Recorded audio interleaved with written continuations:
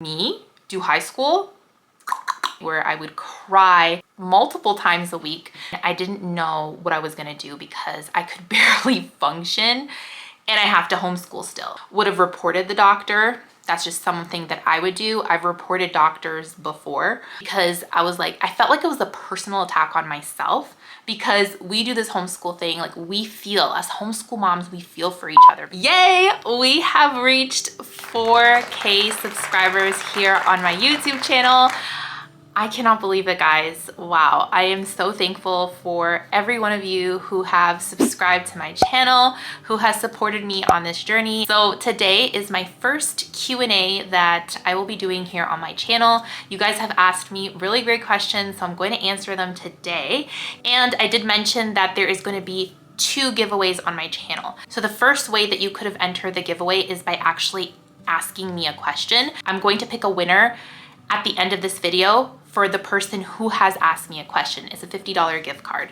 And then there is another way for you to enter another giveaway, which is today. And it's just gonna be a question at the end of the video and you just have to answer it down below in the comment section. So towards the end of the video, I will let you know how you can enter this other giveaway. I'll have all the details down below. And it's a $100 gift card. So I just wanna say thank you for being here on my YouTube channel. I hope that my content has been helpful for you. I hope that it's been encouraging and it's just been a blessing for me. So thank you. So let's get into this Q&A. So I'm gonna pull up the questions here and I don't know if I'm gonna be able to answer all of the questions. I don't want this video to be super long, so I'm gonna try to get as many questions in as possible. And if I don't answer your question here, maybe I'll have a video coming up that can elaborate in certain questions because some certain questions could be like a whole video on that.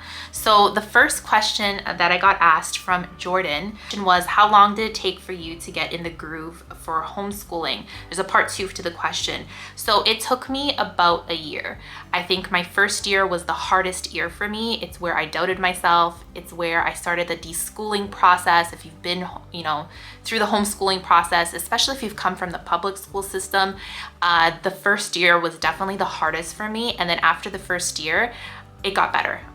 So I definitely had my lows to the point where I would cry so much, multiple times a week because I was doubting myself. I was so scared of, failing my kids and I didn't know if this was the right decision for us or if I could do this. Like in my head, I was trying this. I was like 1 foot in and 1 foot out and I was giving it a fair shot, but at the same time, I didn't know if this was going to be like, a sure thing that I was going to be doing. So it took me about a year. And then it says, what's the hardest part for you in homeschooling? The hardest part. I think with every season that I go through in life and as my kids get older, there's new challenges and new things that become harder. So this year specifically, the hardest part for me, a hard challenge for me was when my daughter was waking up every hour. And this happened for several months, to the point where I was exhausted and I didn't know what I was gonna do because I could barely function and I have to homeschool still. So it's almost like, okay, how am I supposed to homeschool, be on 1 to 2 hours of sleep, be a good mom, be a good homeschool mom? So that was a really hard season for me. And I think that we all go through these seasons regardless if you homeschool or not. Like littles are very, very hard. So I think that was a hard season for me. My daughter is sleeping very well right now. She has her 1 days off, but so far she has been sleeping so well, so that I think that season is over. I am getting 8 hours of sleep. That's amazing. Have you seen a good curriculum on Canadian history that touches on everything good and bad? I really desire one that shines a light on truth. You and me both, girl. You and me both. Canadian curriculums when it comes to history is so hard to find. And I feel like with me growing up, going to public school, it was so boring. So I haven't found one yet. I have certain books that I have here and there that touch on history, but nothing like like what you're looking for and what I'm looking for. Truth, light, something, you know, that really talks about Canadian history. I have a hard time finding that. But on the Good and the Beautiful website, I don't know what's going on there, but they were hiring someone for Canadian history, someone Canadian to work on their history curriculum. So I'm wondering what that is about.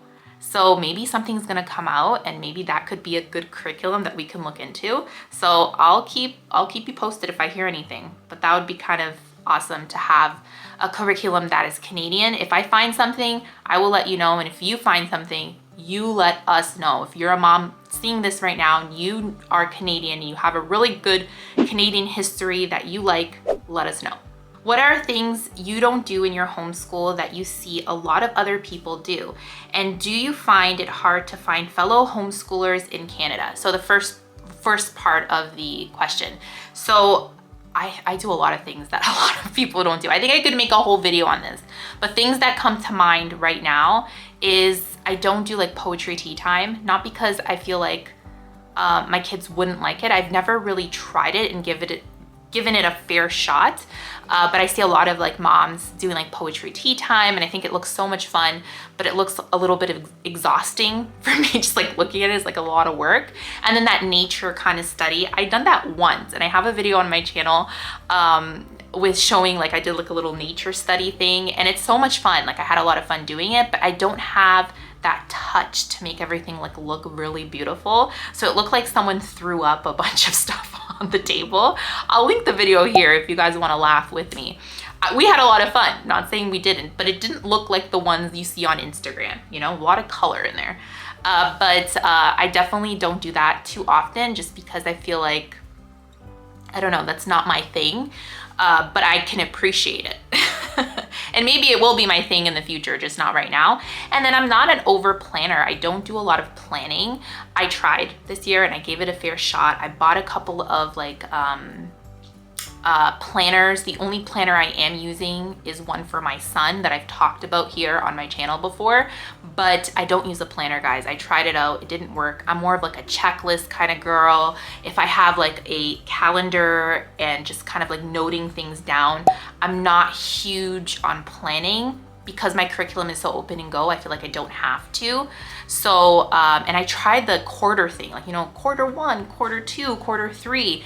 No, that gives me anxiety just thinking of quarter 1, quarter 2. I'm more like, okay, lesson 1, we're done. Let's get to a lesson 100 and something and we're finished, you know? And if I put a timeline on stuff, I feel like I will get a little bit anxious. So I don't do that. And that's the only thing I can think of right now on the top of my head, but I could do a whole video on that. On things that I don't do, or you know, that I don't do that other homeschool moms do. And do you find it hard to find fellow homeschoolers in Canada? No, not really. I live in a town of like 1,000 people, and I feel like it's not too hard for me to find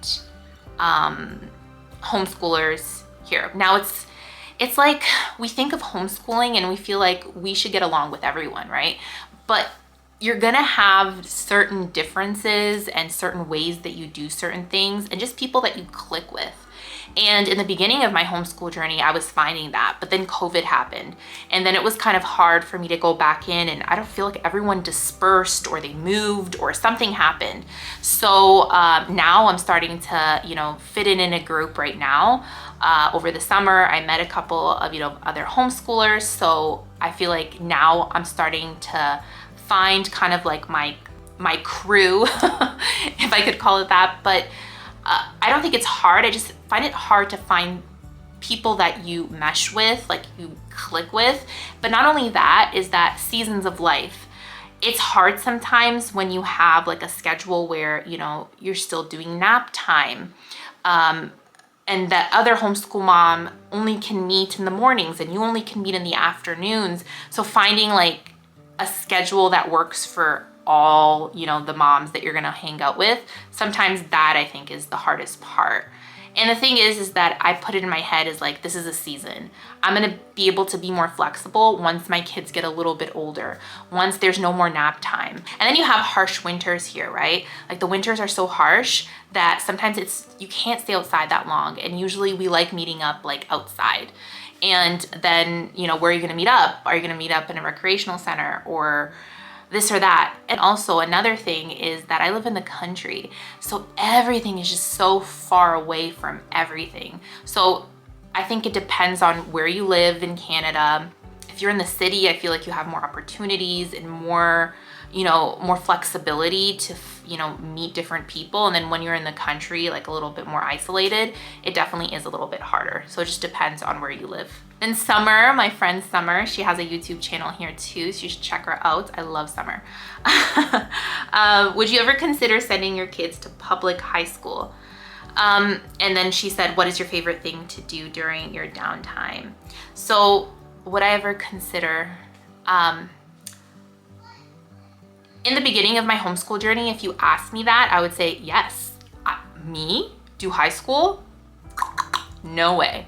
I'm gonna put my kids in, you know, public high school. Once the time comes, I felt like I did my part, and then that's it. That was in the beginning of my journey when I didn't really know what homeschooling was. And then I got to know what homeschooling was.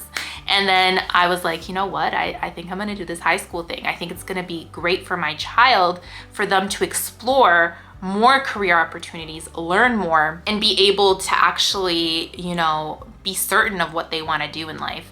Compared to in high school, when I got out of high school, I was so confused. So I feel like there's more opportunities. If my son needs to take extra credits in high school, like, or something that he needs to get into a course in university or college, I don't mind doing online, but I feel like why would he wanna go? Like, I would wanna ask, like, what do you want from going there? Because friends you can have when you homeschool, can I offer them something that is similar to that? And I think right now, I would say no, we don't need the public high school right now, only if we need an extra course, and then there's always online. And I watched your most recent video, and what would be your advice for moms who experience so much judgmental people in their lives regarding homeschooling? How do you not let negative comments get to you? So I recently posted a video of a doctor telling my friend to stop homeschooling. It was probably one of the worst situations I've ever heard of, and it was bad. And I'll link the video here and I'll link it down below as well, but it was really, really bad. And what I would have done, I wouldn't have kept my mouth shut. I would be a little bit more feisty about it, but that's just because of who I am. I would have reported the doctor. That's just something that I would do. I've reported doctors before. It's not my first rodeo. So I would definitely report that doctor, and I would write a review as well and make sure that I do everything that I could do to make sure that that doctor knew that he crossed the line. You don't talk to someone that way, regardless. And when my friend told me the story, I was shaking because I was like, I felt like it was a personal attack on myself, because we do this homeschool thing, like, we feel, as homeschool moms, we feel for each other because we know what we go through. So I would just, you know, be informed about homeschooling to the best of your ability. In the beginning of my homeschool journey, honestly, I couldn't defend myself because I was just getting to know about homeschooling. But now that I've lived it, like, this is our lifestyle. If you're gonna judge me and attack me, guess what? I'm gonna be able to, you know, I'm gonna be able to be direct with you, because a lot of people like judging you and they have no idea what homeschooling is. So I just try to ignore it when it does happen, but also defend myself. Deep down inside, when we know what to say, it doesn't get us as down when we hear those judgments. So I would just even practice, like, those common things that people say to you, already know what to say to them. At the end of the day, you know what's best for your family. Someone judging you for your decision to homeschool and they have no idea what homeschooling is about, that's on them. Sometimes you have to take a step back from those types of people, and that's totally okay as well. And it's hard when it's family members or close friends or even a doctor. You have to leave that doctor. That's what I would have done. No way. I had a situation, I reported 2 doctors in my life, and that's another story for another day. But doctors here, I don't know. There is this other question here. How do you manage working from home and doing videos while homeschooling? I would love to hear any tips on that or time management. I don't know if you're gonna like my answer, because it's a struggle. I don't think it's easy. Like, it's not easy. But I will say that this is my hobby as well, right? So ask me the last time I sat down and I watched a movie. A lot of things that I used to do, I don't do anymore. But I really enjoy doing this, okay? So it's more of like finding the time. So at nighttime I film. Sometimes my husband and I, we will work with our schedule. I'll tell my husband, okay, take the kids outside for an hour so I can film a video. But that hour is not all you need to, you know, make a YouTube video. You need to plan it, right? So before you even film a video, you want to make sure you know what you're saying. This one was more spontaneous, and I'm gonna tell you the truth, I'm a little more spontaneous with my videos. I don't have that much time. Like, I plan while I'm like in the shower, you know, washing my hair, and I'm like talking to myself. But I try to do the best that I can. Like, you know, it took me a year to start my channel, 1 year to start my channel. So it took a long time for me to hype myself up to even start my channel. And then it's the recording, it's the editing of the video, right? It's the thumbnail, it's the description of the video. It's all those things, you know, until you get to actually uploading the video on YouTube. And it could take you several hours to make one video. And you're gonna have to like it. I feel like if you don't like it, if you don't have a passion for it, it's been what? It's gonna be 2 years in March that I have my channel. I would have quit already if I didn't like it. I'm gonna be honest with you, because it's not like I'm making my full-time income here, you know? I really enjoy this. I enjoy this space, I enjoy this community, and that's what keeps me going. And I don't work anymore, but before I was working, and honestly, I look back and I'm like, how was I doing it? I was just doing it on my spare times that I had. I would do it. It was very spontaneous. Sometimes you would hear the kids screaming in the background, but I think my mic wouldn't pick it up. And then my husband was very supportive of me having my YouTube channel, so we would just work with our schedule. That's it. So it's definitely, you have to, I don't know what your schedule looks like. I don't know what your routine looks like. You have to see what is your routine and what can you work and tweak and you know, do to make that YouTube video happen if you really want it to happen. So it's just, it's hard. I know it is hard. Okay, the next question. I'm curious about what curriculum you enjoy most and your kids' most enjoyed curriculum. Also, what do you own most of? So what I own most of is definitely The Good and the Beautiful. I love The Good and the Beautiful. I love their company. I love their curriculum. It just works so well with myself, my kids.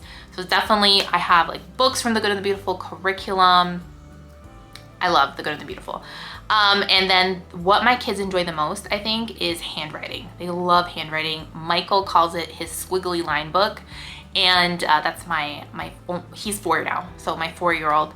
And they just love handwriting. And Nicholas is loving to do cursive writing, and it's a lot of fun for them. So handwriting is definitely one of their favorites. Okay, this one's really good, Rebecca. How do you know when your kids need a break from homeschooling? How do you handle that? Oh, I know, like, it took me a little while to know the signs to be like, okay, maybe we need to take a little step back. It's when I get annoyed with like little things that I shouldn't be annoyed with, you know? That's when I'm like, okay, you know what? Maybe it's time for us just to take like a 1-day break or a couple of days break. Every family is different in what they need, right? Before I snap, I try to take that break before we get to that breaking point. I think there's another question here, but I'm already gonna answer it because I saw it in the questions. Okay, yeah, this one, Ashley. Thank you, Ashley, for asking this question. Do you ever have days where you and the kids just get off on the wrong foot and decide just to call it quits for the day with school and let yourself and the kids have a day to gather yourselves and maybe let energy out doing other things? Love your channel. Thank you so much. Yes, there's definitely days where I'm like, okay, you know what? We're gonna take a break. And on those days before I snap, I sometimes just be like, okay, before I snap and I sound like Xena warrior princess here,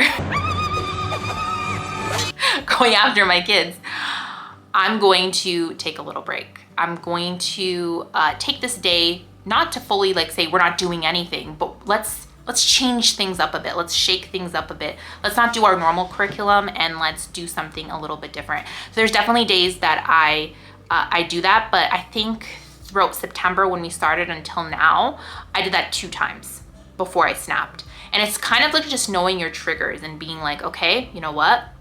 I don't want this to be a bad day for my kids. Let me take a break today before it gets too late. Have we gotten into like a bad day and have we not taken a break? Yes.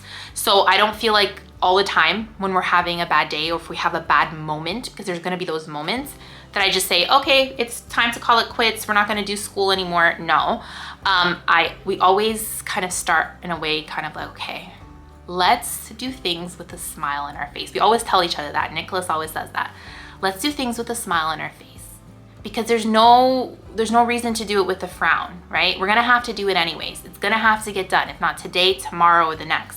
Let's do it today with a smile on our face. And we always repeat that. And I feel like words have power. So we try to repeat that as much as possible. Does that mean that my days are always perfect? No, but it doesn't mean that we're always gonna give up either. So it's kind of knowing that balance of what is right for you, right? So guys, I think that's all the questions I'm gonna answer today, just because I do have more questions. There is more questions, but I feel like this video is gonna be too long. Thank you for everyone who asked questions. And I will do maybe like a part 2, maybe in a couple of weeks. But anyways, let's see who the winner of this giveaway is.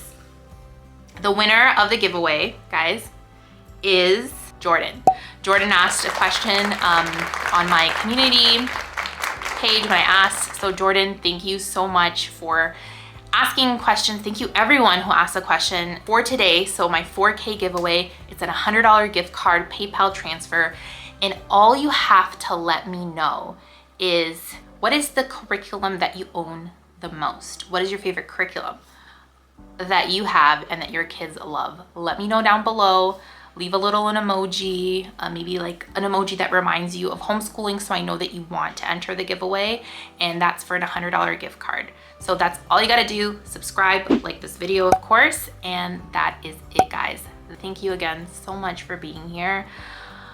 I feel like super blessed that I have this community that has helped me so much in my journey. Thank you again for watching, guys, and I will see you in the next video. Bye. I'll be coming home, then I'll be at your door. When I'll be coming home, I plan to let you know.